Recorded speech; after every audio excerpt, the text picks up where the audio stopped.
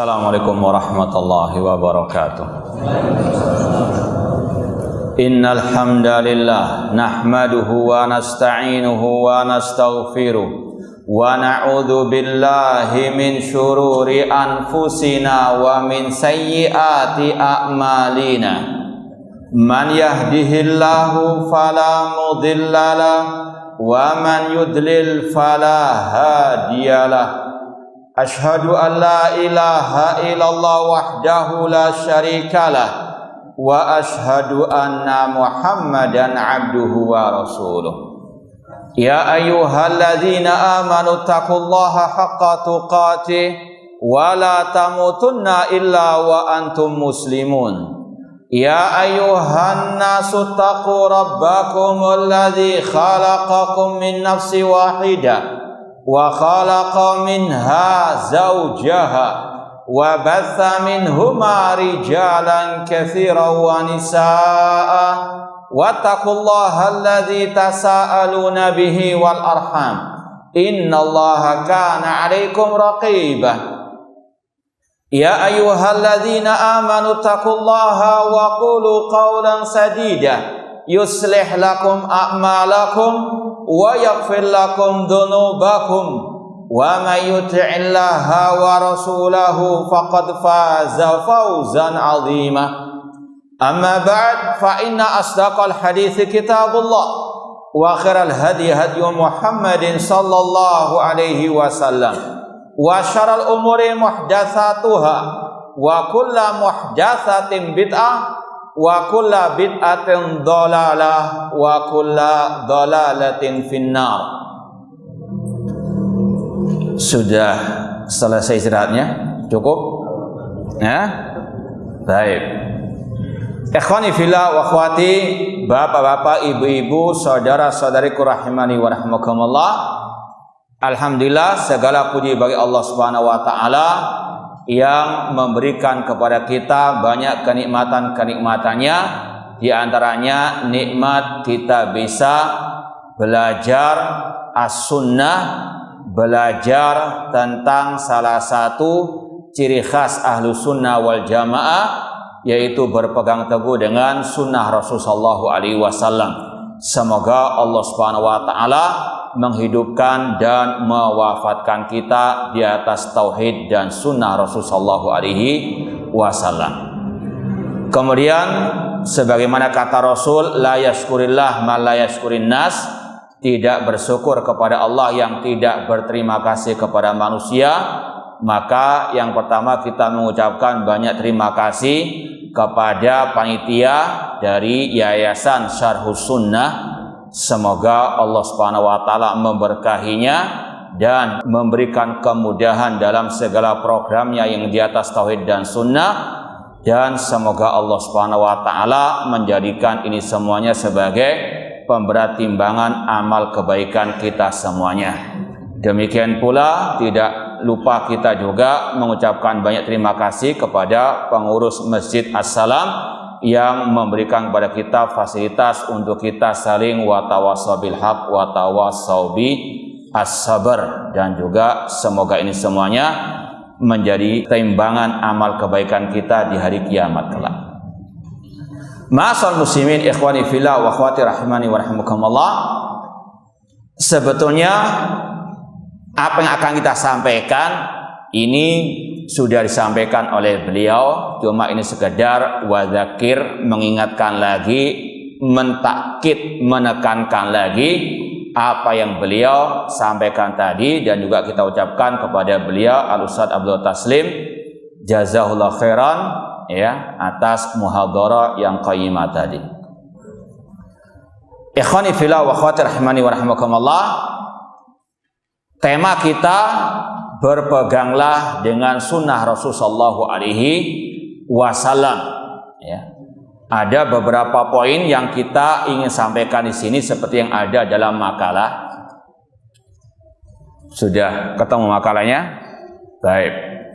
Yang pertama berkaitan dengan makna sunnah. Banyak definisi para ulama tentang as-sunnah, cuma ini yang ana rasa lebih mencakup, ya, yaitu definisi dari Imam Ibnu Rajab Al-Hambali rahimahullah dalam kitab beliau Jami'ul Ulum wal Hikam, yang sama sebetulnya sarah hadis Arba'in Nawawiyah, cuma di situ ada 50 hadis.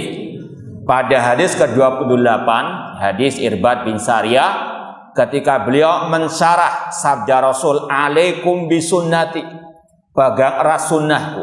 Beliau menjelaskan apa itu as-sunnah.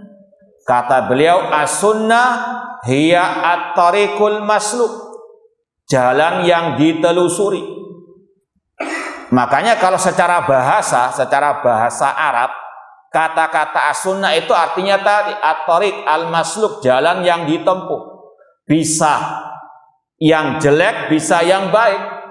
Ya. Ini secara bahasa Arab artinya seperti itu.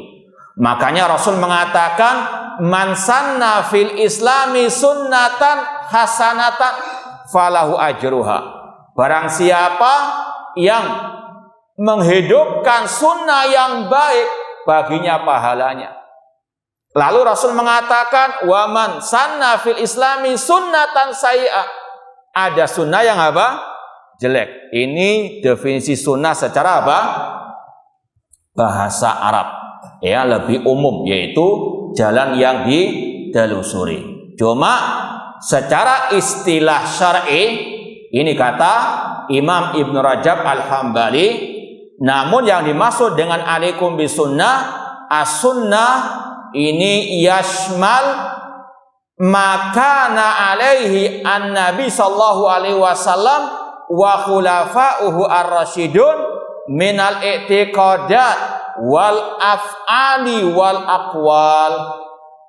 Namun kalau secara istilah syariat, arti as-sunnah itu yashmal at-tamassuk bima kana alaihi an-nabi sallallahu wa khulafa'ur rasyidun. Namun sunnah secara istilah syar'i adalah berpegang teguh dengan ajaran Rasul dan para khulafa ar-rasyidun, Abu Bakar, Umar, Utsman dan Ali, dan juga para sahabat Rasulullah sallallahu alaihi wasallam, baik dalam masalah akidah, baik dalam masalah ucapan dan perbuatan. Wa hadhihi sunnatul kamilah. Kemudian kata Ibnu Rajab Al-Hambali, inilah sunnah yang sempurna. Ya. Karena apa? Mencakup tadi masalah sunnah dalam akidah, sunnah dalam ucapan, dan sunnah dalam perbuatan. Jadi jangan disempitkan, sunnah itu hanya berupa sholat, ya, tahiyatul masjid, ataupun yang berkaitan dengan masalah pakaian, tidak. Lebih lengkap dari itu semuanya, lebih umum dari itu semuanya. Masalah akidah harus ikut sunnahnya Rasul. Dalam masalah ucapan, perbuatan juga demikian. Makanya tadi Al-Ustadz Al-Fadil Abdullah Taslim membawakan ayat surat Al-Ahzab 21. Ada yang hafal ayatnya? Tombong ngantuk. Ya, ada yang hafal ayatnya Al-Ahzab 21. Tadi disampaikan oleh beliau. Laqad kana lakum fi Rasulillahi uswatun hasanah. Sungguh telah ada suri teladan yang baik bagi kalian dalam diri Rasulullah sallallahu alaihi wasallam. Kata Imam Ibnu Katsir rahimahullah, hadhil ayat aslun kabirun fit ta'assi bi Rasul sallallahu alaihi wasallam. Ayat ini merupakan landasan terbesar dalam mengikuti, meneladani Rasul fi aqwalihi wa af'alihi wa ahwalihi, baik dalam masalah ucapan, perbuatan, dan keadaan beliau. Ini sunnah yang kamilah, yang sempurna. Jadi jangan apa? Hanya dibatasi masalah akhlak saja. Kan sering kita dengarkan kebanyakan khatib atau dai ketika membawakan ayat ini lebih khususkan masalah pembahasan apa? akhlak, laqad kana lakum fi Rasulillah uswatun hasanah. Kata Ibnu Katsir tidak. Ayat ini mencakup ittiba, mengikuti Rasul dalam segala hal, baik ucapan, perbuatan, keadaan, dan juga apa? Masalah i'tiqadah.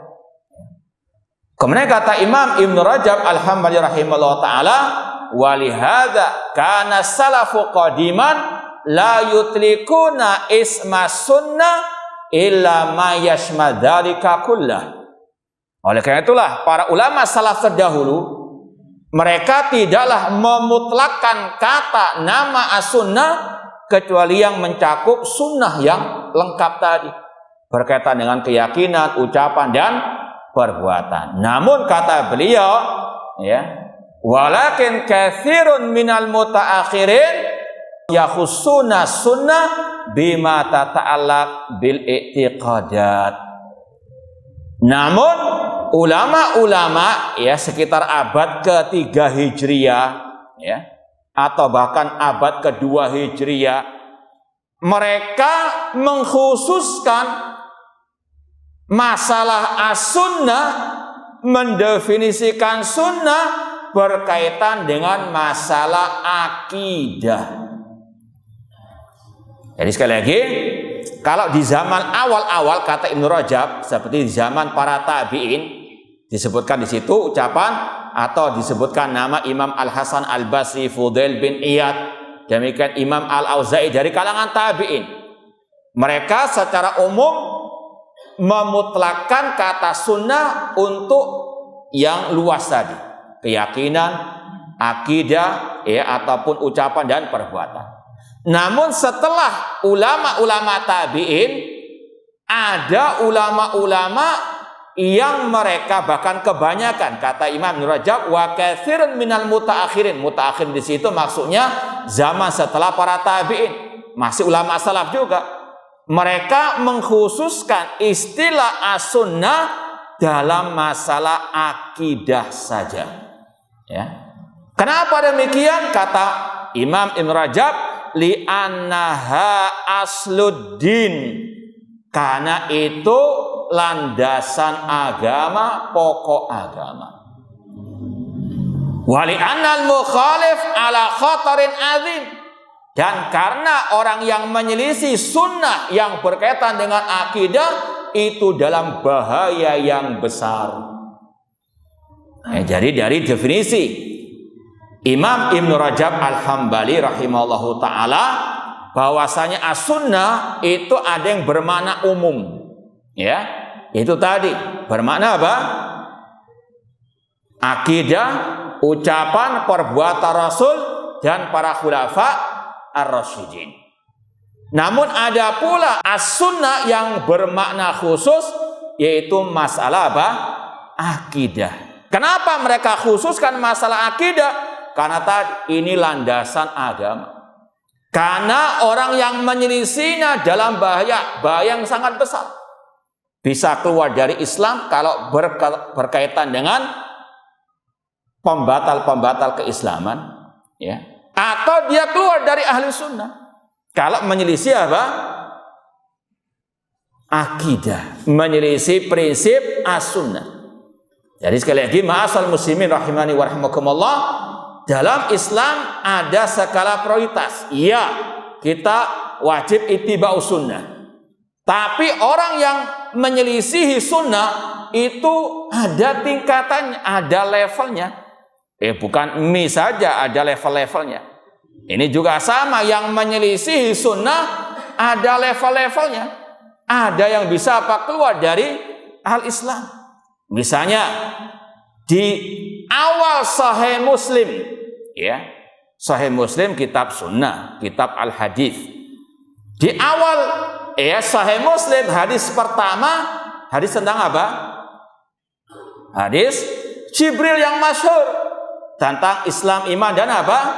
Al-ihsan. Kalau antum baca cerita di awal hadis, dibawakan oleh Abdullah bin Umar radhiyallahu anhuma, hadis tersebut ya untuk berhujjah tentang wajibnya beriman kepada takdir. Karena pada waktu itu ada dua orang tabi'in yang datang kepada beliau curhat tentang kelompok Qadariyah yang mengingkari takdir, alias menyelisihi sunnah Rasul dalam masalah takdir, mengatakan Allah tidak mengetahui sesuatu sampai terjadinya sesuatu itu, dan bahwasanya Allah tidak mentakdirkan perbuatan hamba. Abdullah bin Umar mengatakan, "Lau anna ahadahum anfaqa misla Uhudin, ma qabilallah hatta yu'mina bil qadar." Seandainya salah seorang di antara mereka, kelompok Qadariyah itu, menginfakkan satu gunung Uhud emas, tidak akan diterima oleh Allah sampai beriman kepada takdir.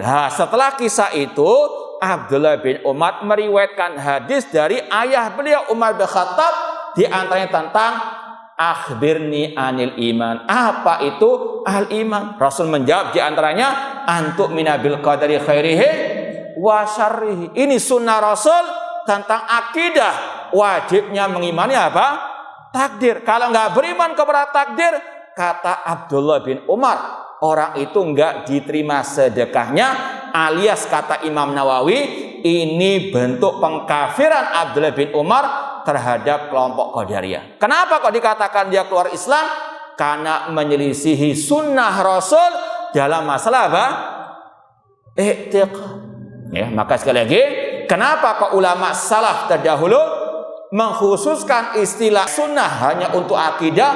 Karena ini landasan apa? Agama yang menyelisihinya dalam bahaya laten, bahaya yang sangat besar, bisa keluar dari apa? Islam. Kalau itu berkaitan dengan yaitu pembatal-pembatal keislaman, rukun-rukun al-iman. Atau orang itu bisa keluar dari ahlu sunnah, sebagaimana kata Imam Ahmad rahimahullah di kitab Usul Sunnah, beliau mengatakan wa minas sunnatil lazimah allati man tarakaha wa lam yakbalha wa yu'min biha lam yakun min ahliha. Termasuk sunnah, kata Imam Ahmad, yang wajib, ya, termasuk sunnah yang wajib, yang barang siapa meninggalkan salah satu perangainya, tidak mau menerimanya, tidak mau mengimaninya, maka dia bukan min ahliha, bukan min ahli as-sunnah. Kemudian beliau sebutkan juga masalah iman kepada takdir.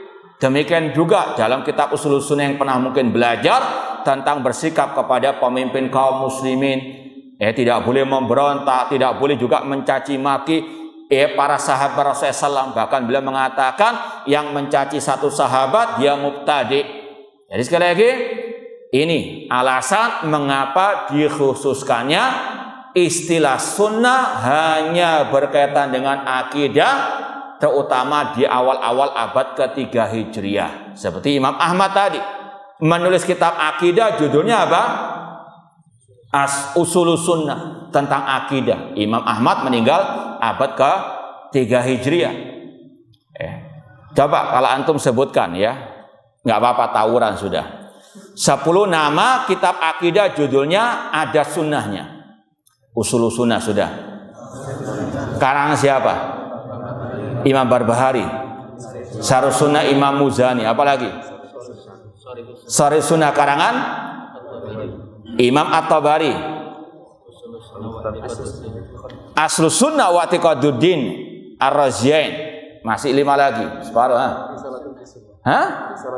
Karangan? Syarh Usul I'tiqad Ahlussunnah wal Jamaah. Banyak, puluhan sebetulnya. Anda mencari 10 aja. Ya. As-Sunnah Imam Al-Khalal, muridnya Imam Ahmad. As-Sunnah Ibn Abi Asim, Usul Sunnah Imam Zamanin. Kemudian apa lagi? As-Sunnah karya putranya Imam Ahmad. Dan masih banyak lagi yang lainnya. Ini munculnya kitab-kitab akidah judulnya As-Sunnah, ini kata ulama di awal-awal abad ke-3 Hijriah, di antara tujuannya untuk membantah, untuk tadi mentasfiyah akidah-akidah yang menyimpang. Itu sekali lagi dikatakan as-sunnah yang lebih identik dengan masalah al-akidah. Ini karena sangat pentingnya pembahasan akidah tanpa mengesampingkan pembahasan yang lain. Seperti yang beliau katakan tadi, Al-Ustaz Abdul Tasim katakan tadi, itu ciri Ahlus Sunnah wal Jamaah. Masalah apa? Pembahasan akidah, ya. Dan tentunya dengan apa? Penekanan-penekanannya, bukan sekedar begitu saja. Namun memang prioritas dakwah salafiyah, dakwah ahlussunnah masalah akidah, seperti yang dikatakan di sini oleh Imam Ibnu Rajab Al-Hambali rahimahullah, karena itu masalah pondasi agama yang menyelisihinya dalam bahaya yang besar, ya. Menyelisih akhlak yang baik juga ya bahaya, cuma nggak sebahaya menyelisih apa? Akidah, ya, ataupun usul akidah, apalagi arkanul iman.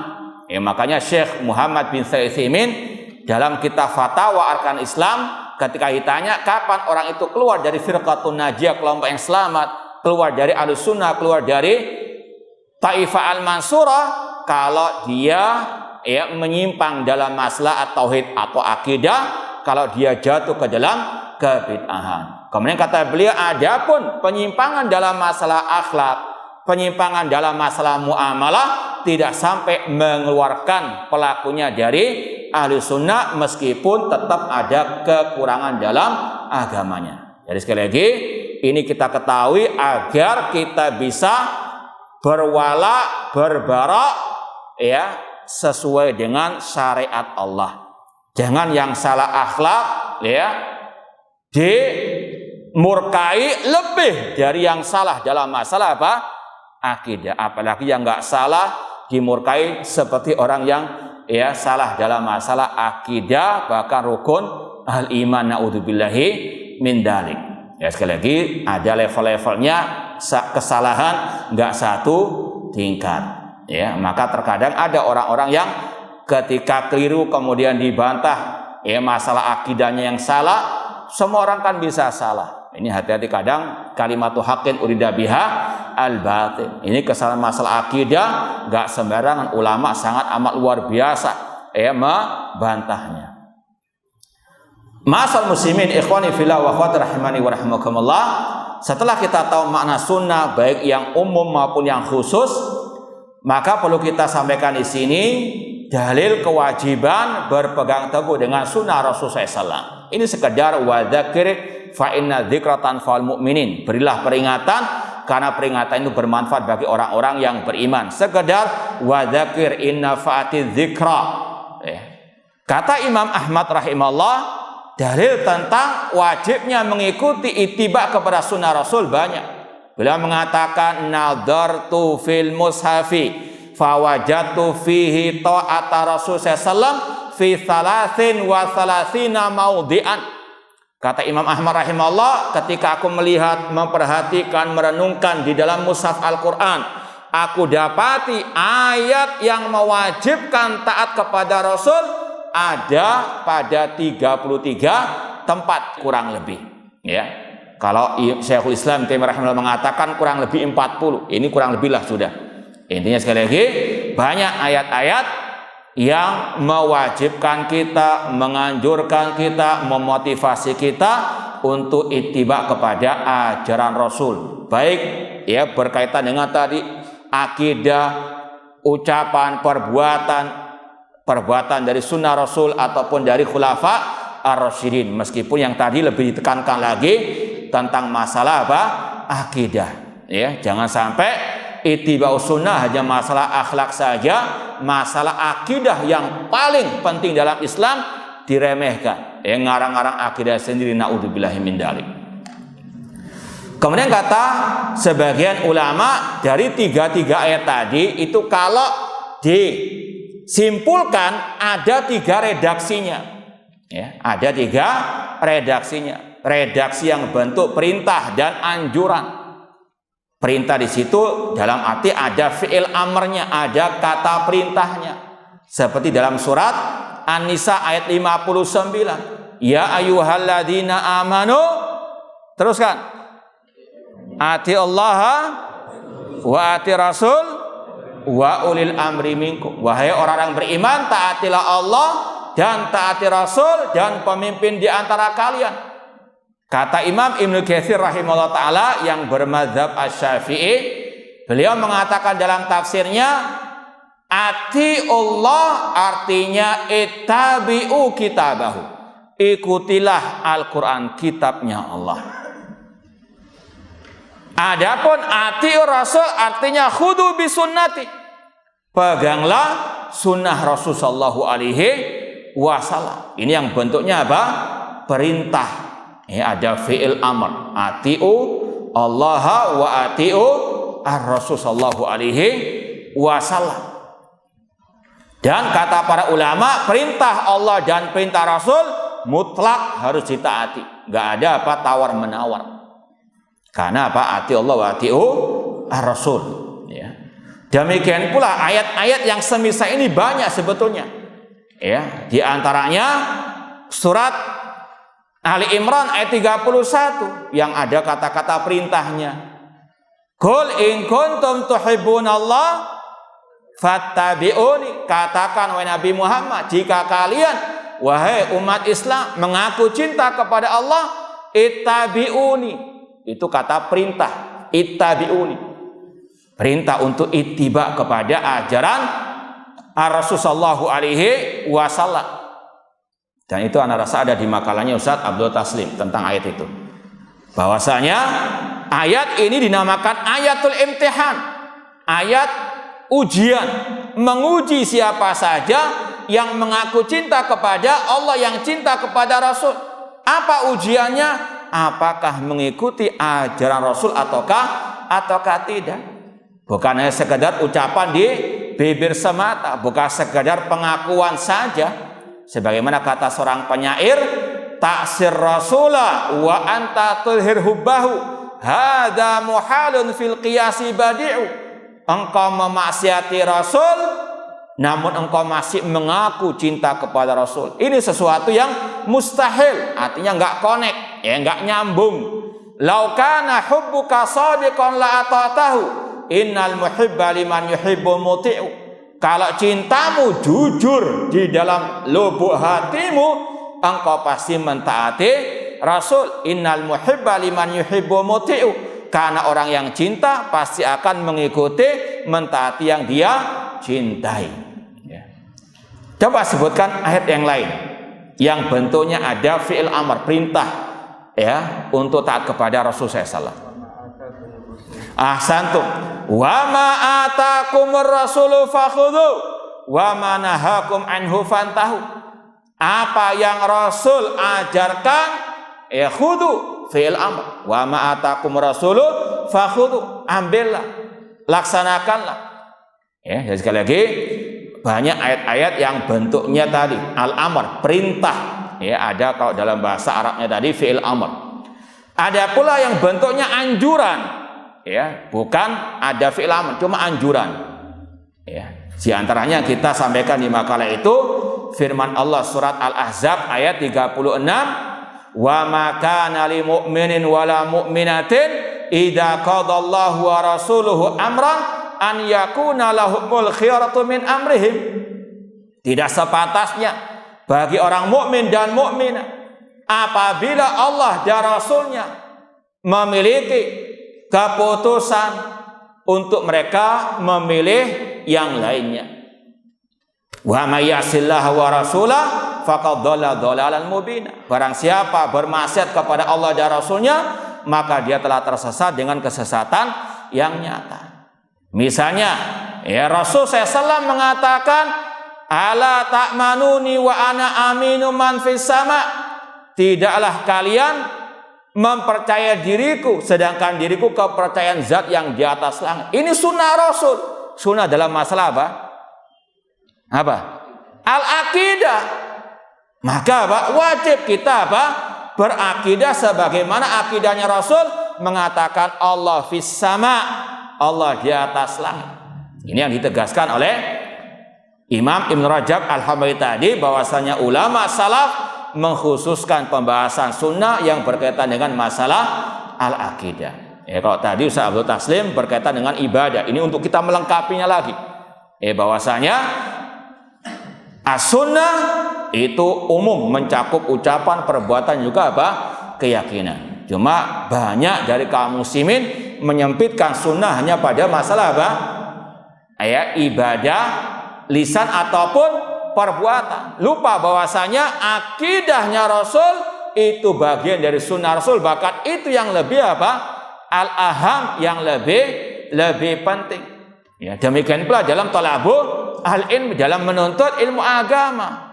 Di antara yang diwajibkan ya untuk dipelajari sunnah Rasul dalam masalah akidah. Bahkan itu yang paling wajib. Sebagaimana kata Imam Al-Lalikai rahimahullah di awal kitab Syarh Usul I'tiqad Ahlussunnah wal Jamaah, beliau mengatakan inna aujaba 'alal mar'i ma'rifatu tauhidihi, bahwasanya yang paling wajib bagi seorang hamba mempelajari at-tauhid. Ini sekali lagi sunnah Rasul yang berkaitan dengan masalah al-aqidah. Dan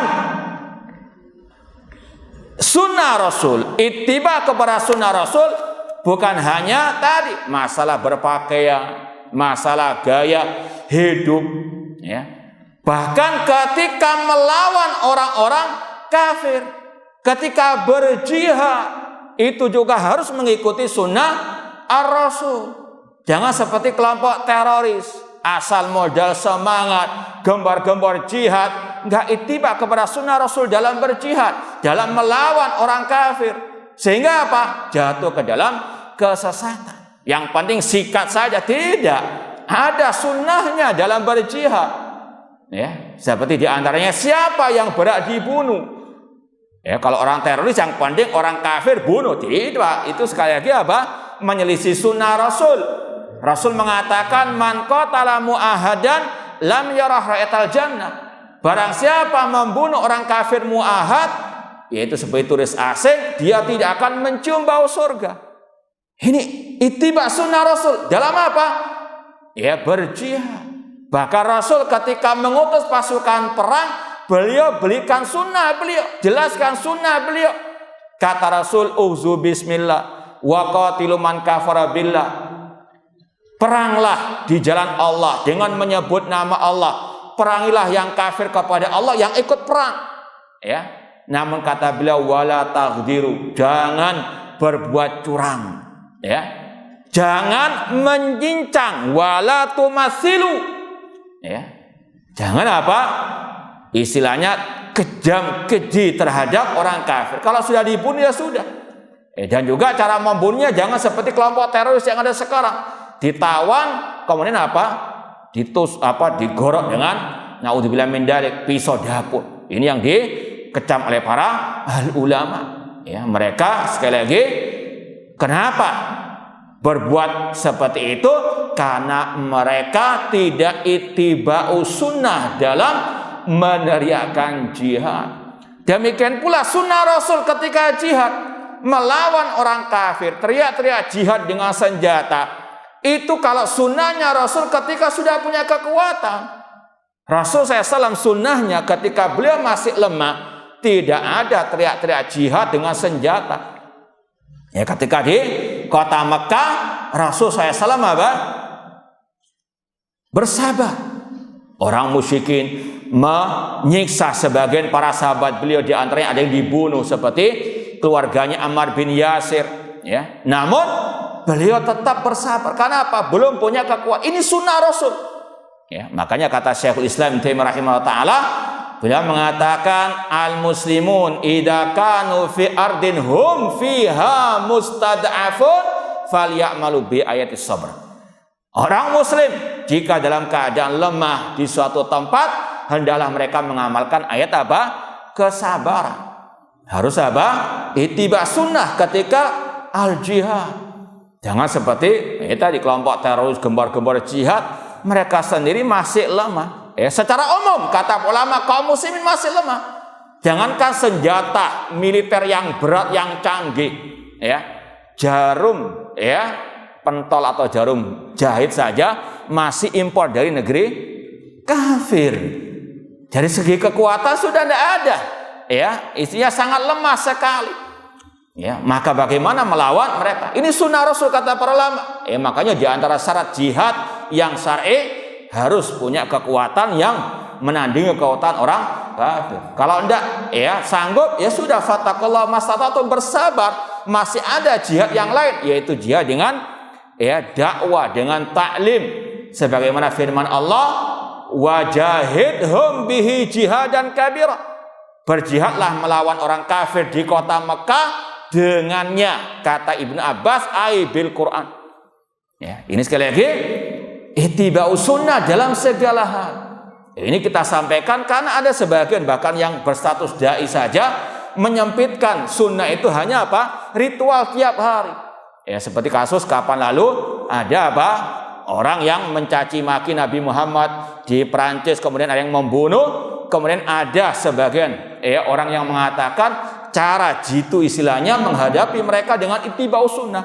Kemudian dibantah. Wah, masa menghadapi orang-orang itu harus ittiba'us sunnah? Kan tiap hari kita sudah ittiba'us sunnah. Naudzubillah min dzalik. Ittiba'us sunnah dalam segala hal. Menghadapi mereka pun harus apa? Ittiba'us sunnah. Jangan asal-asalan. Ya. Bahkan dulu ada kisah Muawiyah bin Abi Sufyan radhiyallahu anhu. Beliau ketika ada perjanjian damai dengan orang-orang kafir, ya, atau gencatan senjata. Kalau kita ibaratkan 1 bulan lah gencatan senjata, nggak ada perang. Muawiyah bin Abi Sufyan pada waktu itu sudah menyiapkan pergerakan. Kalau sudah selesai 30 hari 1 bulan lamanya langsung serang. Beliau masih jalan memulai perjalanan mendekati negeri kafir tersebut. Nggak langsung diserang, enggak. Menunggu selesai apa?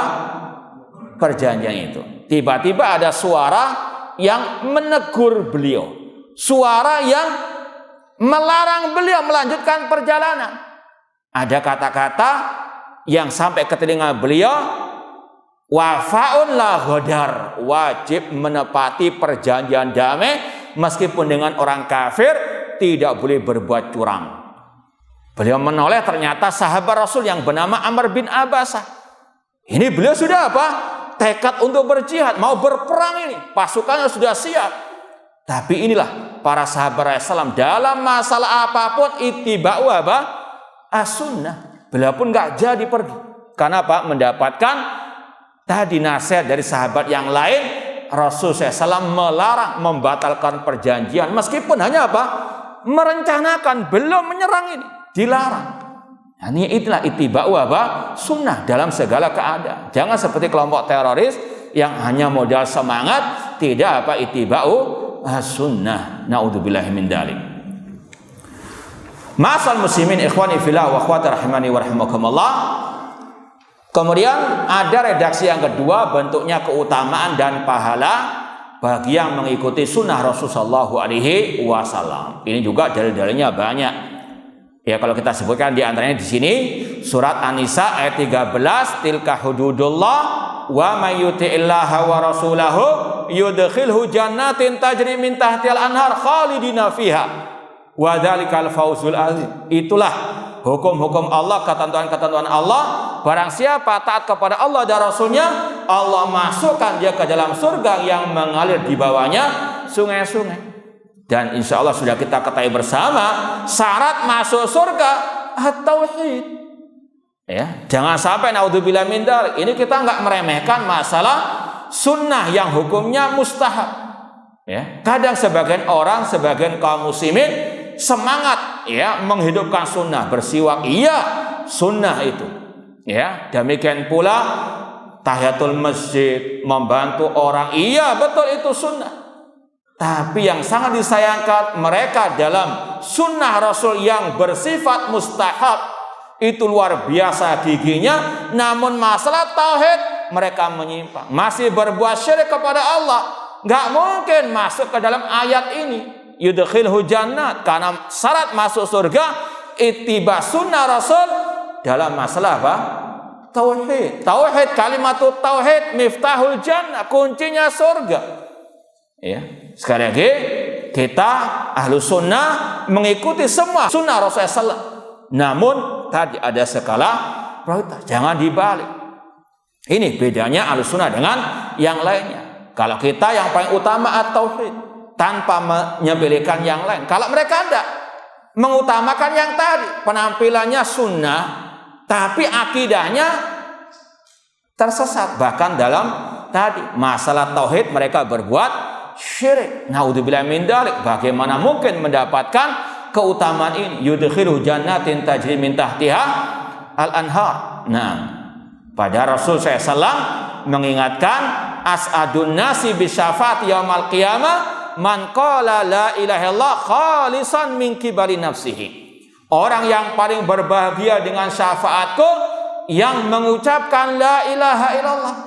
Apa sekedar mengucapkan saja? Tidak. Karena kalau sekedar mengucapkan saja, apa bedanya dengan orang apa? Munafikun. Idza ja'akal munafiquna qalu nasyhadu innaka la Rasulullah. Namun yang dimaksud di situ bersama mengucapkan la ilaha illallah diiringi dengan apa? Syurut la ilaha illallah. Sebagaimana kata Hafidz Al-Hakami, fa inna lam yantafi qailuha binutqi illa haitsu yastakmiluha. Orang yang mengucapkan la ilaha illallah tidak bisa mengambil manfaat dari la ilaha illallah kecuali dengan menyempurnakan syarat-syaratnya. Di antara syaratnya harus dia apa? Memurnikan ibadah, al-ikhlas, menyerahkan semua ibadah kepada Allah, berlepas diri dari segala bentuk kesyirikan. Karena Rasul bersabda, man qala la ilaha illallah wa kafara bima yu'badu min dunillah. Barang siapa mengucapkan la ilaha illallah dan dia mengkufuri semua sesembahan selain Allah. Ini ittiba'us sunnah dalam masalah at-tauhid. Ini yang paling utama, ini kuncinya surga. Adapun tadi masalah orang itu bersiwak, apalah artinya ibadah tersebut kalau masih diiringi oleh apa? Kesyirikan. Makanya sekali lagi, sunnahnya Rasul dalam berdakwah itu diprioritaskan masalah at-tauhid tanpa mengesampingkan yang lain. Jadi sekali lagi ada skala prioritas.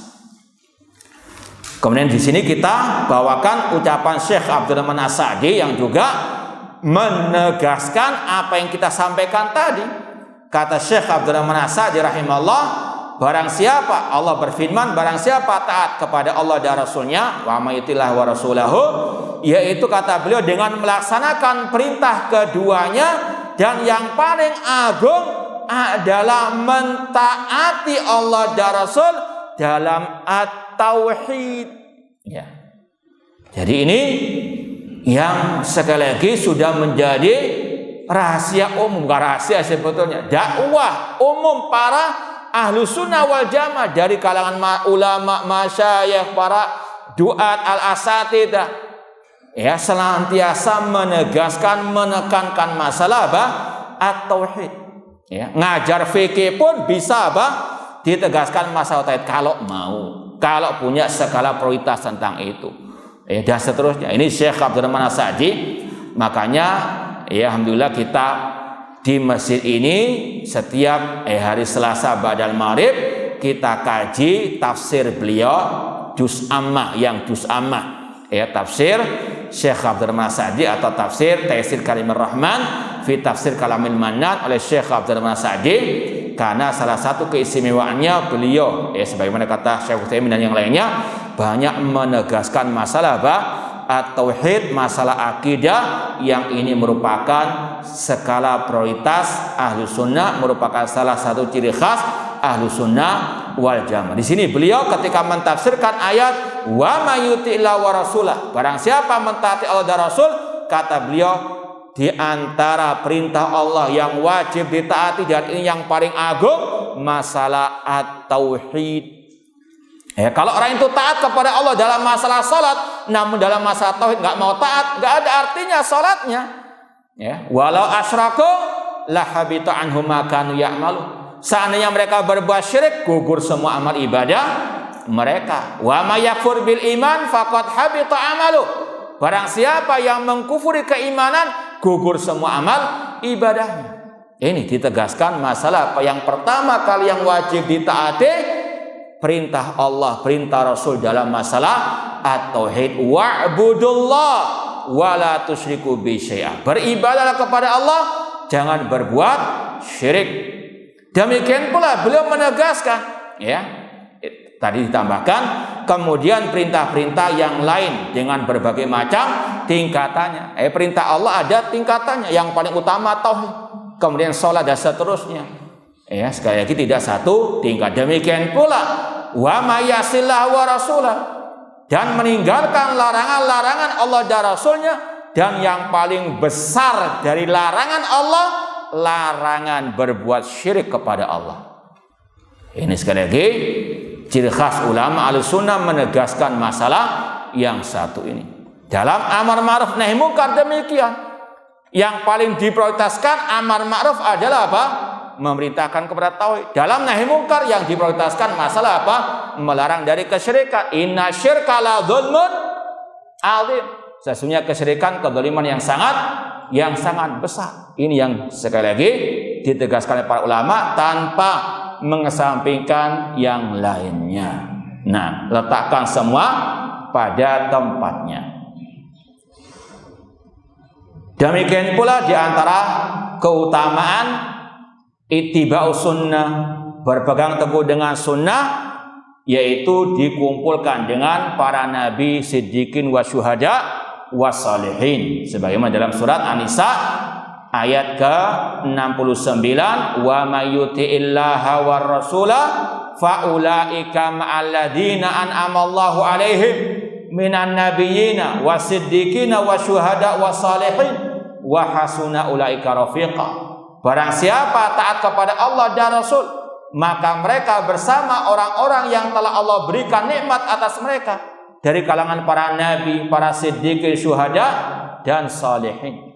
Ini keutamaan yang kedua, dikumpulkan di surga bersama mereka, para anbiya, nabiyin, ya tepat para nabiyin, siddiqin, wa syuhada wa as-salihin. Semoga Allah Subhanahu wa taala mengumpulkan kita semuanya di surga bersama mereka.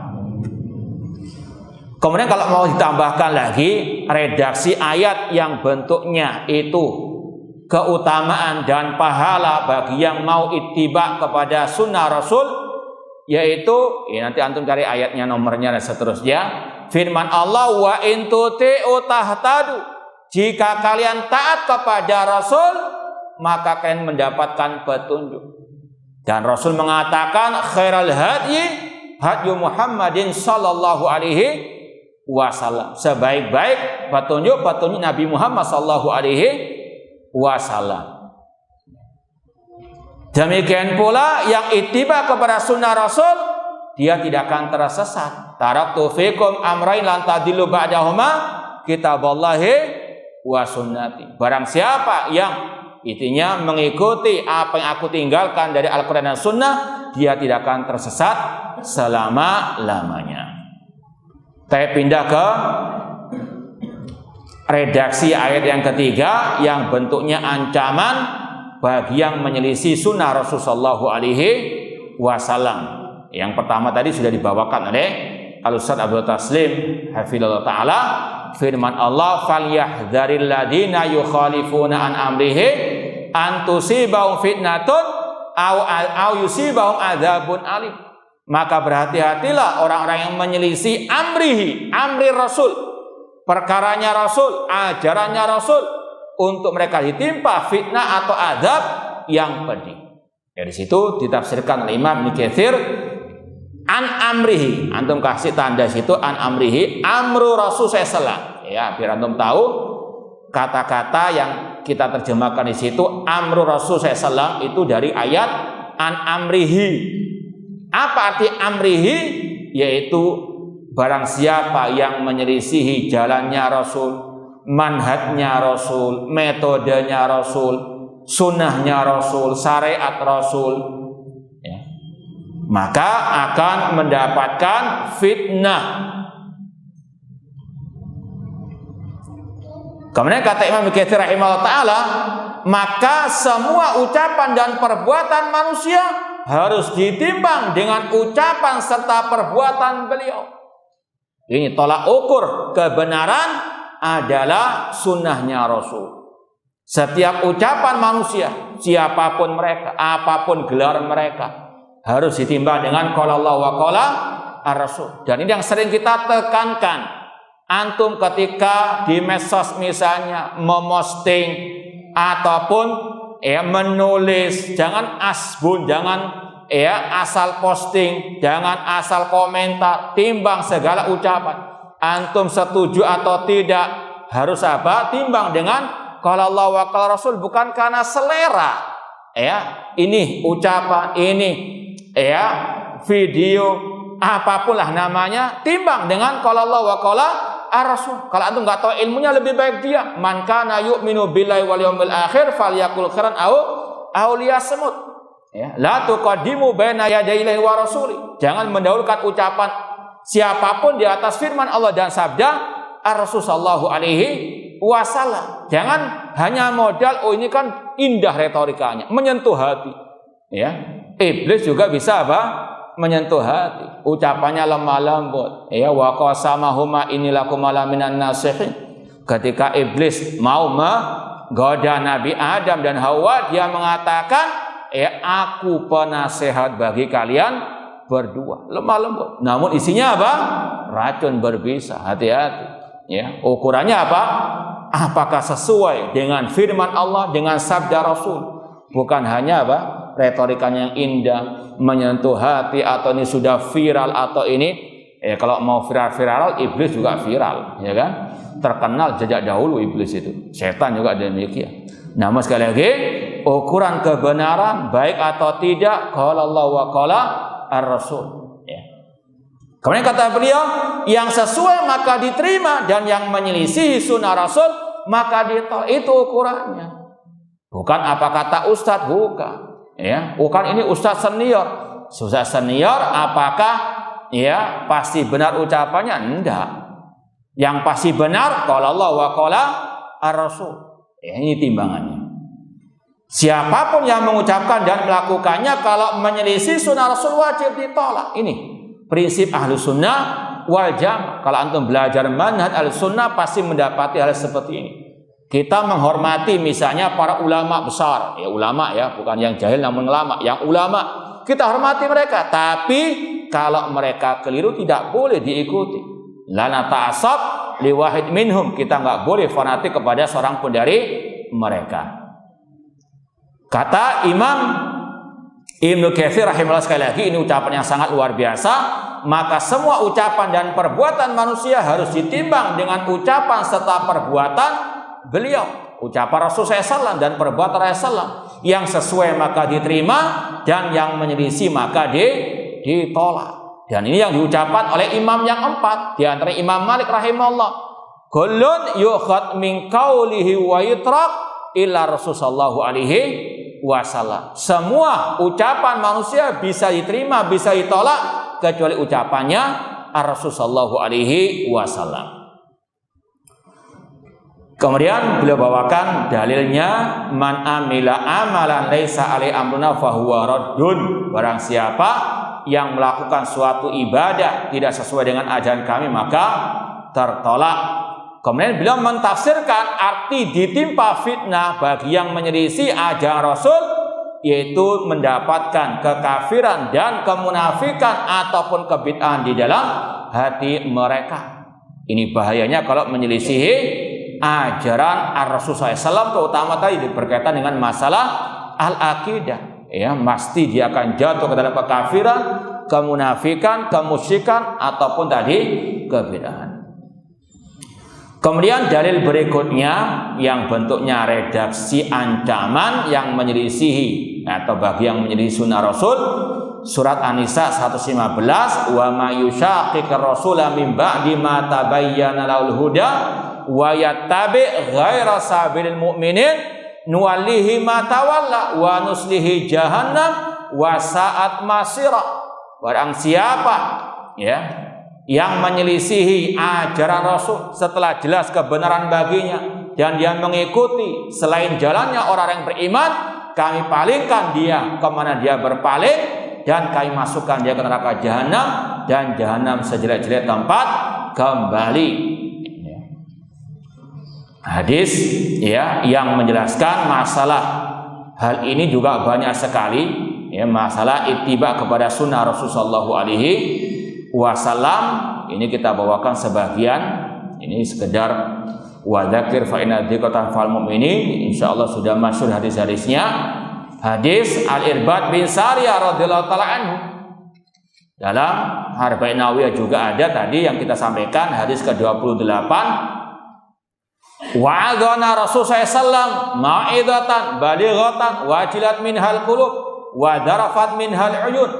Ya, hadis ini sebetulnya kalau kita kaji untuk daurah sehari semalam, insya Allah bisa ini. Ya, ini hadis yang luar biasa, terutama masalah akidah wal manhaj Ahlussunnah wal Jamaah. Makanya kita sampaikan di sini. Makanya para ulama juga banyak menyampaikan hadis ini dalam kitab-kitab akidah. Ya. Kata Al-Irbad bin Sariyah radhiyallahu anhu, dan dia termasuk ahlu suffah. Ahlu suffah dari kalangan para sahabat. Suffah itu seperti teras, ya. Mereka dulu tinggal di Masjid Nabawi, di terasnya Masjid Nabawi, karena mereka nggak punya rumah, nggak punya keluarga. Mereka dari fuqara, ya, kalangan para sahabat Rasulullah SAW. Dan kata para ulama, Al-Irbad bin Sariyah termasuk dalam kategori firman Allah surat At-Taubah ayat 92.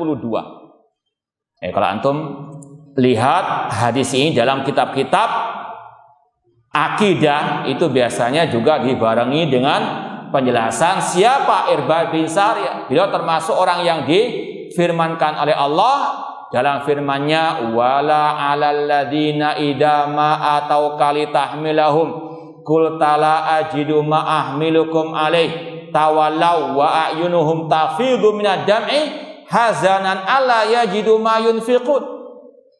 Betul ya, Taubah ayat 92. Ya, dan tidak ada dosa bagi mereka, yaitu orang-orang fuqara. Ini masalah jihad. Ketika para sahabat pergi berjihad, orang-orang yang fuqara dari para sahabat ingin pergi, namun mereka nggak punya perbekalan, nggak punya tunggangan. Mereka berharap Rasul memberangkatkan mereka. Inilah hidupnya para sahabat untuk berjihad di jalan Allah Subhanahu wa Ta'ala. Kata Allah, wala 'alal ladzina idza ma atau kalitahmilahu. Mereka datang kepada Nabi Muhammad agar engkau memberangkatkan mereka berjihad. Namun engkau enggak punya juga perbekalan. Ini dulu para sahabat dan Rasul fuqara. Banyak mereka fuqara. Namun mereka bisa menguasai dunia. Kenapa? Tadi dengan tauhid dan as-sunnah. Hatta tarji'u ila dinikum, kata Rasul. Ini juga sunnah Rasul dalam apa? Meraih kejayaan umat. Ya, banyak kelompok-kelompok yang ingin meraih kejayaan umat, cuma pakai pemikiran sendiri. Umat akan jaya kalau ekonominya kuat. Nggak peduli syirik, tak bid'ahnya atau maksiatnya, yang penting ekonomi yang kuat. Tidak. Rasul mengatakan ini sunnah Rasul dalam menggapai kejayaan umat. Dengan apa? Kata Rasul dalam Sunan Abi Dawud, sallatallahu alaikum dullan la yanzi'uhu hatta tarji'u ila dinikum. Allah akan menimpakan kehinaan atas kalian kalau kalian sudah jual beli dengan cara riba, kalian sudah tamak kepada dunia. Allah akan menghinakan kalian, menurunkan kehinaan atas kalian. Dan kata Rasul, tidak akan dicabut dari kalian sampai kalian kembali kepada agama kalian. Ini sunnah Rasul dalam meraih kejayaan umat. Dengan apa? Kembali kepada agama Islam, tentunya ala Rasul SAW. Makanya tadi ini semuanya butuh tasfiyah wa tarbiyah. Dimurnikan Islam dari kotoran yang menempel. Karena sekarang ini kan nggak tahu Islam yang mana. Ya, nggak mungkin orang bisa tarji' ila dinikum, kembali kepada agama kalian, sampai dipisahkan dulu ini Islam yang murni dengan ini tambahan-tambahan kotoran-kotoran yang menempel. Dihilangkan dulu, kemudian ditarbiyah umat dengan apa? Islam yang murni sampai mereka meraih kejayaan sebagaimana kata Rasul, hatta tarji'u ila dinikum. Ini sunnah Rasul dalam apa? Menggapai kejayaan umat. Jadi sunnah Rasul luas dalam segala hal. Nah, kata Irbad bin Sariyah, wa'adhana Rasulullah SAW mau'idhatan. Rasul memberikan kepada kita wajangan yang sangat mendalam. Wajilat minhal qulub wa dharafat minhal uyun. Hingga hati bergetar, air mata bercucuran. Faqulna ya Rasulullah ka'annaha mau'idhatum wadi. Kami berkata, ya Rasulullah, seolah-olah ini adalah wejangan perpisahan. Fa'ausina, berilah kami wasiat. Ini sunnah Rasul yang ada dalam wasiat Irbad bin Sariyah. Usikum bitaqwallah azza wa jalla.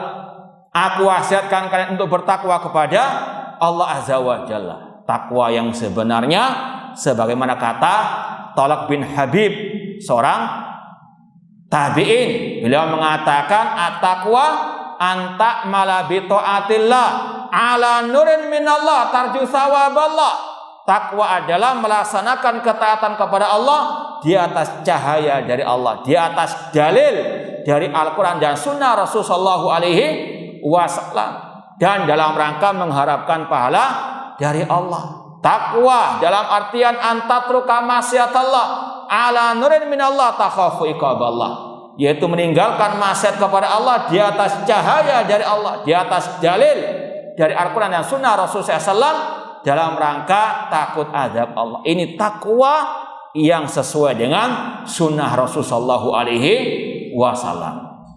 Kemudian wasam'i wa ta'ah wa in ta'ammara 'alaikum 'abdun habashi, mendengar dan taat kepada pemimpin kaum muslimin meskipun dari budak Ethiopia. Ini juga sunnah Rasul. Jangan sekali lagi menyempitkan sunnah Rasul pada tadi masalah hal-hal yang berupa hal-hal yang mustahab. Iya, itu sunnah Rasul, tapi sekali lagi ini yang lebih penting lagi. Sekali lagi kita bukan meremehkan tadi yang mustahab, tapi tadi jangan sampai yang kecil, kalau orang meninggalkannya dicaci maki habis-habisan, tapi yang lebih besar didiamkan. Ini terbalik. Seperti misalnya orang mencuri cuma istilahnya telur ayam, dipukuli luar biasa, tapi yang nyuri mobil mewah dibiarkan, malah ambil sudah. Gimana menurut antum? Malah didukung, ini kasih kuncinya sekalian. Ini orangnya apa? Nggak waras. Yang kecil kalau dilanggar kiamat kubra, kalau yang besar diselisihi ahlan wa sahlan. Ini terbalik. Sekali lagi harus apa? Menempatkan suatu pada tempatnya. Di sini juga ada demikian. Di antara sunnah Rasul as-sam'i wa ta'ah. Ini masalah yang merupakan prinsip ahli sunnah, yang tidak mau taat kepada pemimpin atau dalam hatinya meyakini tidak sah presiden kita menjadi pemimpin kaum muslimin. Ini bukan wali amr kita, maka dia mubtadi, kata para ahli ulama. Ini termasuk usul sunnah. Hampir dalam kitab akidah ahli sunnah disebutkan pembahasan yang satu ini. Jadi ini jangan samakan dengan sunnah Rasul yang bersifat mustahab tadi. Ini wajib dan merupakan prinsip ahli sunnah yang menyelisihinya keluar dari ahli sunnah wal jamaah. Wasam'i wa ta'ah wa in ta'ammara 'alaikum 'abdun habashi, wajib mendengar dan taat kepada pemimpin kaum muslimin, tentunya dalam hal yang tidak bermaksiat kepada Allah. Makanya tadi kita isyaratkan, kalau taat kepada Allah dan Rasul, atiullah wa ati Rasul wa ulil amri minkum. Atiullah ati Rasul itu mutlak, wajib taat kepada Allah dan Rasul, karena perintah Allah dan Rasul pasti benar, pasti baik, nggak ada yang salah.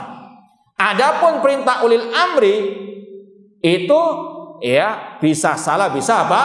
Benar. Makanya dalam ayat An-Nisa 59 tadi nggak ada kata-kata atiu ulil amri minkum, langsung ati Allah wa ati Rasul wa ulil amri minkum. Di antara makna yang tersirat, karena ketaatan kepada pemimpin tidak mutlak. Taat kepada pemimpin kaum muslimin terikat dengan ati Allah wa ati Rasul. Kalau perintahnya enggak melanggar ati Allah ati Rasul, sami'na wa ata'na. Itu akidah ahlu sunnah wal jamaah. Kemudian kata Rasul, wa in ta'ammara 'alaikum 'abdun habashi, meskipun pemimpin tersebut dari budak Ethiopia, ini juga ada maknanya, yaitu seandainya ada budak Ethiopia berhasil mengkudeta dan berhasil menjadi penguasa, khalifah, presiden, raja, maka wajib ditaati meskipun caranya salah. Apa maknanya ini? Kita ahli sunnah naduru ma'as sunnah haitsu darat. Kata Imam Al-Auza'i, kita berputar bersama dalil, bersama sunnah kemana dalil itu berputar. Ini membantah syubhat sebagian orang. Kan presiden pemimpin kita dipilih bukan lewat jalur yang islami, bukan lewat jalur yang syar'i, berarti nggak wajib taat. Maka kita mengatakan wasam'i wa ta'ah wa in ta'ammaru 'alaikum abadan habasi. Sunnah Rasul mengatakan tetap kita wajib mendengar dan taat kepada pemimpin meskipun dia pemilihannya tidak secara apa? Syar'i. Rasul yang mengatakan wa in ta'ammaru 'alaikum abadan habasi. Ya, ini ahli sunnah demikian. Kemana sunnah berputar kita apa? Ikut. Dan ini yang juga ditekankan oleh Imam Ahmad rahimahullah dalam kitab Ushulus Sunnah. Kudeta itu cara yang tidak syar'i.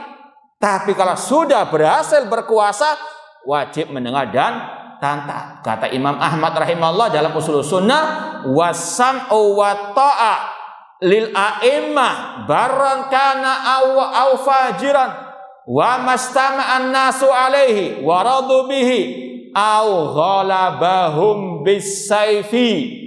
Kata Imam Ahmad rahimahullah, wajib kita mendengar dan taat kepada pemimpin kaum muslimin yang baik maupun yang fajir, yang disepakati oleh umat, yang umat ridha kepadanya, atau yang menguasai mereka dengan senjata, dengan pedang.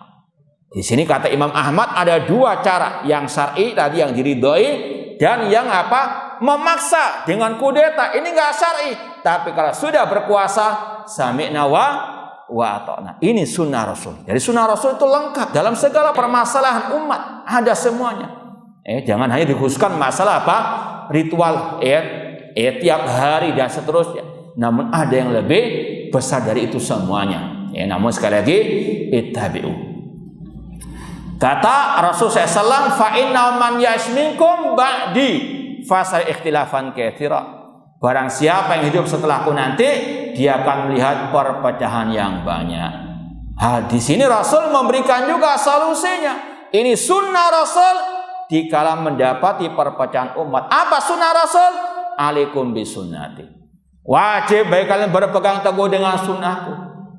Jangan mengatakan, wah, tidak ada masalah, ikhtilaf ummah kan rahmah, kita berselisih tidak ada masalah. Tidak. Kalau ada perselisihan, cari mana itu sunnah Rasul.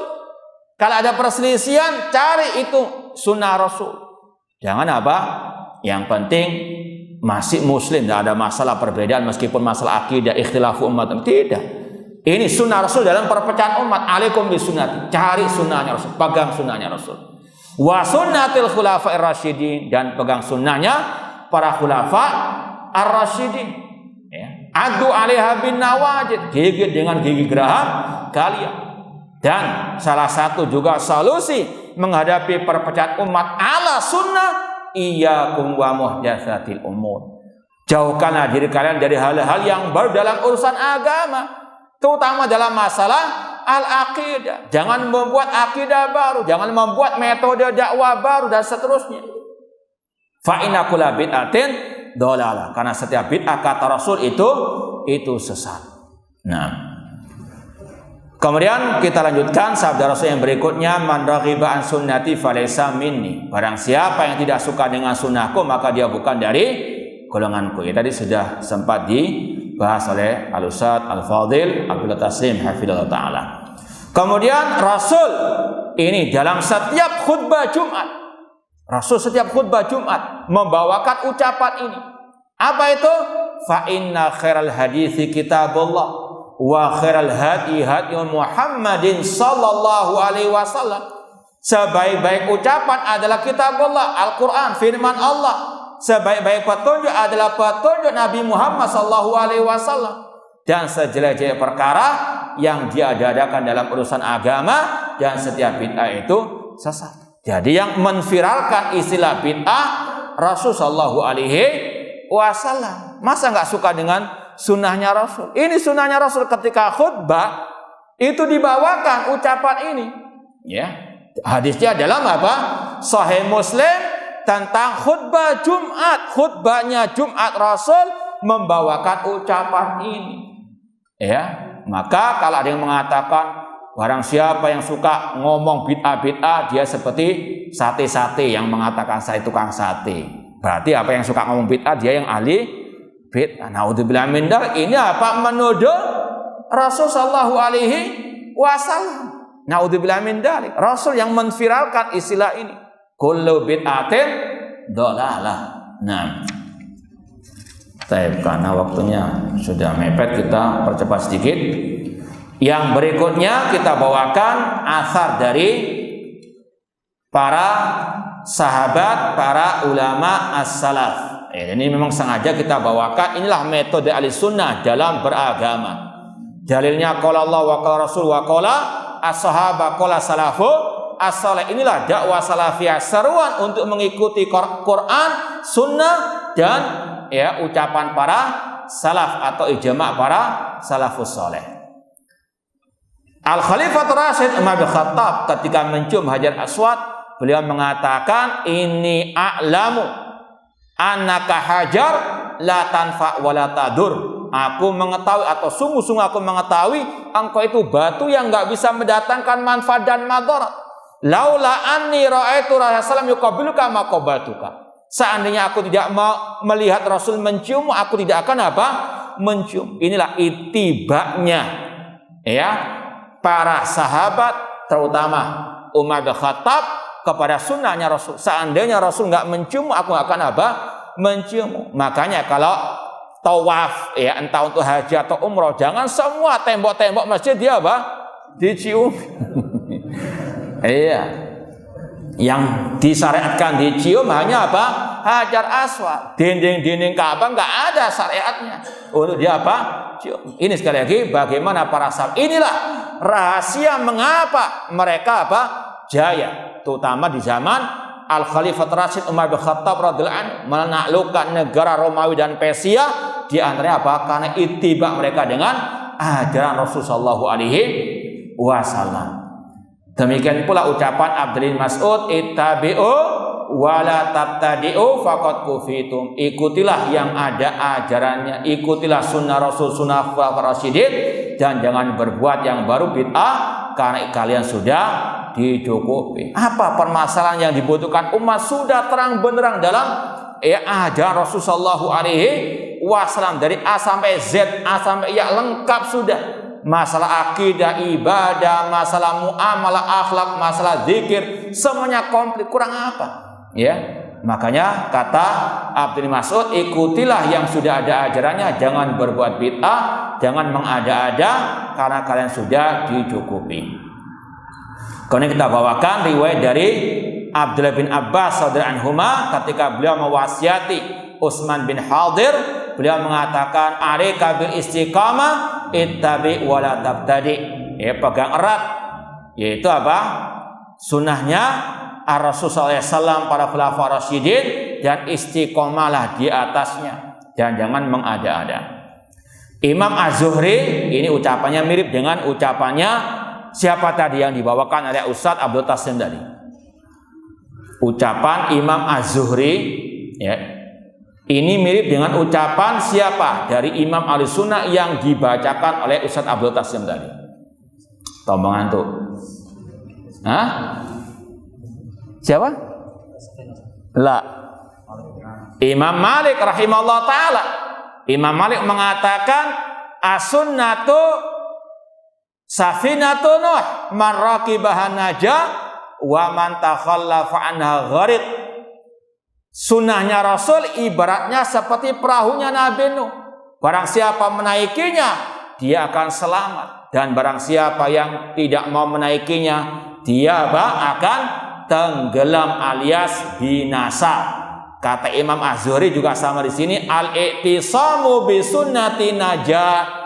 Berpegang teguh dengan sunnah Rasul adalah apa? Keselamatan. Dan ini sebetulnya mengambil dari sabda Rasul, ma'ana alaihi wa ashabi, yang selamat dari kelompok-kelompok sesat itu cuma satu, yang berpegang teguh dengan ajaran Rasul dan para sahabat ar-Rasul. Dan ini juga sama dengan sabda Rasul, taraktukum alal baydha lailuha kanahariha la yazigu anha illa halik. Aku tinggalkan kalian di atas Islam yang putih bersih, malamnya seperti siangnya, tidak akan menyimpang darinya kecuali akan apa? Binasa. Barang siapa menyimpang dari sunnah Rasul, dia akan binasa. Ini sebagaimana kata Imam Malik tadi, kalau nggak mau mengikuti perahunya Nabi Nuh, tidak mau mengikuti sunnah Rasul, dia akan halak, binasa, kata Rasulullah SAW. Na'udzubillahi min dzalik. Dan yang terakhir, ini juga pesan untuk kita semuanya. Kata Imam Al-Auza'i rahimahullah, isbir nafsaka ala sunnah. Bersabarlah kalian di atas sunnah. Artinya apa? Harus siap mental kalau berpegang teguh dengan sunnah. Memang keutamaannya luar biasa, mendapatkan petunjuk, mendapatkan banyak pahala, meraih surga. Tapi sebagaimana kata Rasul, huffatil jannatu bil makari. Surga itu dikelilingi dengan hal-hal yang tidak menyenangkan. Orang berpegang dengan sunnah ini harus apa? Butuh kesabaran, banyak caci makian, banyak onak dan duri. Maka sekali lagi, isbir, bersabarlah. Kata Rasul, badat Islamu ghariban wa sayudu ghariban kama bada fatubanil ghuraba. Islam datang dalam keterasingan dan akan kembali dalam keterasingan. Dulu Rasul dakwah tauhid diasingkan. Kata orang jahiliyah, musyrikin jahiliyah, aja'alal alihata ilan wahidah inna hadzal syai'un ujab. Apakah Muhammad ingin menjadikan sesembahan yang banyak hanya satu sesembahan? Ini sesuatu yang aneh, ini dakwah yang aneh. Dakwahnya Rasul dianggap aneh oleh kaum musyrikin jahiliyah, dan itu pun berlaku sekarang. Dianggap dakwah tauhid, dakwah kepada akidah salaf, akidah sahihah, dengan berbagai macam tuduhan-tuduhan keji dan seterusnya. Maka apa? Butuh isbir, isbir nafsaka ahla sunnah.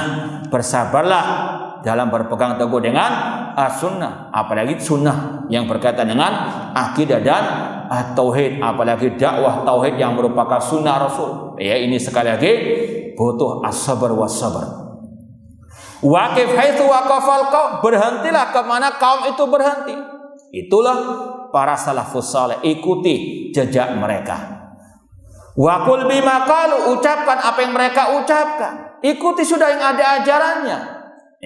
Wa kufa amma kafu, dan berhentilah kemana mereka, atau cegahlah apa yang mereka cegah. Ini semuanya apa? Tolak ukurnya adalah sunnah Rasul, sunnah para sahabat Ar-Rasul sallallahu alaihi wasallam. Wasluk sabila salafika saleh fa innahu yasi'u kama wasi'ahum. Maka telusurilah jejak para salafus saleh, karena itu melapangkanmu apa yang melapangkan mereka. Semoga apa yang kita sampaikan bermanfaat, dan semoga Allah Subhanahu wa taala senantiasa memberikan kepada kita keistiqomahan dalam berpegang teguh dengan tauhid dan sunnah sampai akhir hayat kita nanti.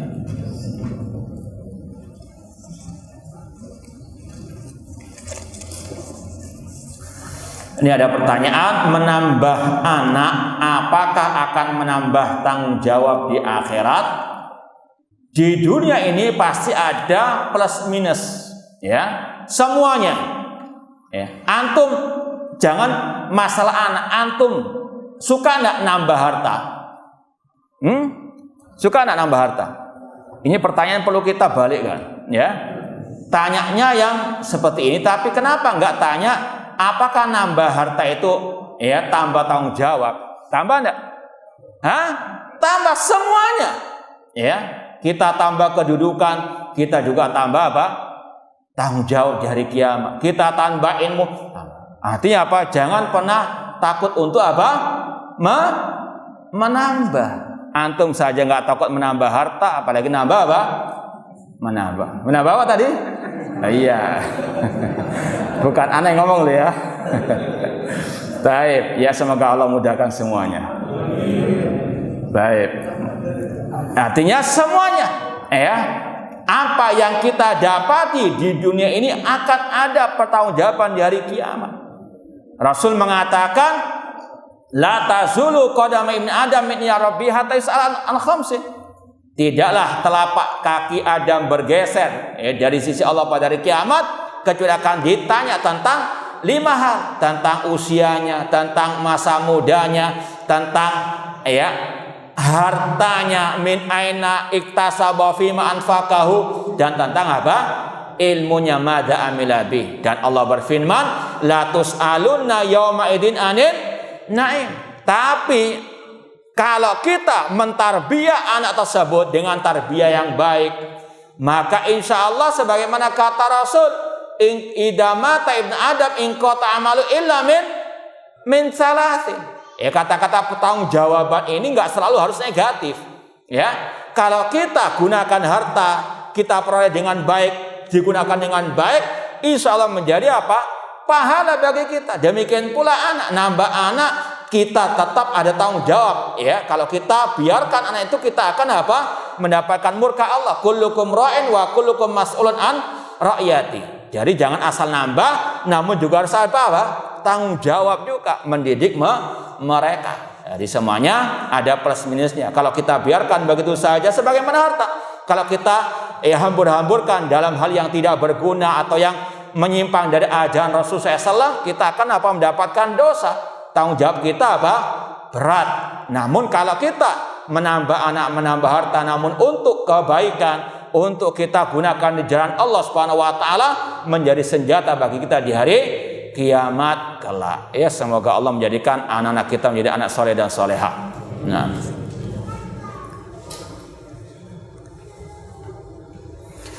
ini seperti yang kita sampaikan tadi, sebagian kaum muslimin berpendapat perbedaan itu adalah rahmat. Yang pertama, hadisnya kata para ulama tidak sahih, bahkan la aslalahu, tidak ada asalnya, tidak asalnya dari kitab hadis manapun yang ditulis oleh ulama-ulama ahli hadis.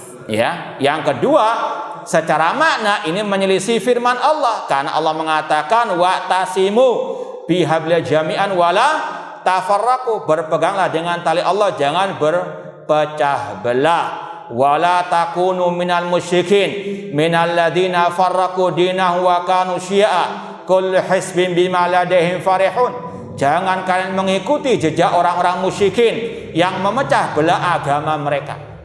Dan kata para ulama, yang memecah belah agama Islam, yang memecah barisan kaum muslimin versi Allah dan Rasulnya, itu orang yang berbuat syirik. Wala takunu minal musyrikin, mereka yang suka memecah belah agama, bukan yang membantah kesyirikan, bukan yang mengajar tauhid, yang memecah belah umat keliru. Yang memecah belah umat, kata Allah dan Rasulnya, itu adalah apa? Yang berbuat syirik atau berbuat kebid'ahan tadi. Maka sekali lagi, kata-kata perbedaan itu adalah rahmat. Ini kalau secara umum tidak benar sama sekali, menyelisihi Al-Quran dan juga sunnah Rasul. Rasul mengatakan al-jama'atu rahmah wal furqatu adzab. Jamaah yaitu bersatu di atas at-tauhid dan sunnah itu adalah rahmat, sedangkan perpecahan itu adalah apa? Azab. Ahlus sunnah menghendaki persatuan umat, cuma persatuan yang hakiki, persatuan di atas at-tauhid dan as-sunnah. Makanya Syekh Dr. Abdul Razak bin Abdul Muhsin Al-Abbad punya buku judulnya Manhaj Ahlus Sunnah fi Tauhidil Ummah. Manhaj Ahlus Sunnah dalam menyatukan umat. Bukan asal kumpul-kumpul, enggak. Namun harus apa? Ada manhajnya, metodenya sesuai dengan qala Allah wa qala Rasul. Apa metodenya? Ajak umat bertauhid. Kalau dengan tauhid umat akan apa? Bersatu. Ajak umat kepada sunnah Rasul. Makanya firman Allah tadi, wa'tasimu bihablillahi, berpegang teguhlah dengan tali Allah dan jangan berpecah belah. Kalau kita berpegang teguh dengan Allah, tidak akan terpecah. Namun kalau kita menyelisih Al-Quran dan Sunnah, akan terjadi apa? Perpecahan. Maka kalau mau menyatukan umat, kembalikan umat kepada qala Allah wa qala Rasul sallallahu alaihi wasallam. Wallahu ta'ala alam. Cukup? Ya, ini yang mungkin bisa kita sampaikan. Kurang lebihnya mohon maaf. wa jazakumullahu khairan. Aqulu qouli hadza wa akhiru da'wana anil hamdulillahi rabbil alamin. Wassalamualaikum warahmatullahi wabarakatuh.